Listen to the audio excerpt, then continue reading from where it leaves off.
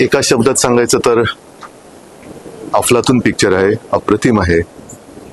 बऱ्याच वर्षांनंतर मी पूर्ण चित्रपट पाहिला, ज्याच्यात सगळ्या गोष्टी परिपूर्ण आहेत.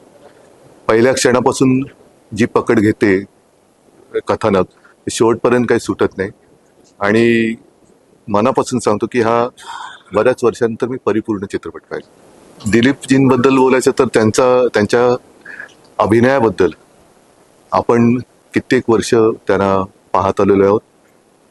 अगदी म्हणजे असं जर का म्हणजे मी मध्ये तुमचा एक कार्यक्रम पाहिला, मुलाखत पाहिली, आणि त्याच्यात त्यांनी असं म्हटलं की जेव्हा कोणी त्यांना असं म्हटलं की तुम्ही या वयामध्ये असं काम करू शकता, मी तर उलटं म्हणेन की ते या वयात जर असं काम करत असेल तर आणखी पुढे जाऊन काय काम करतील.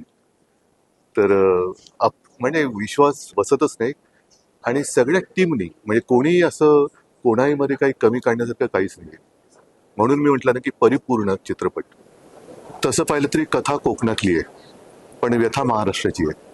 आणि केवळ कोकणी माणसानेचा चित्रपट पाहावा असं नव्हे, तर संपूर्ण महाराष्ट्रातल्या मराठी माणसाने हा चित्रपट पाहायला पाहिजे.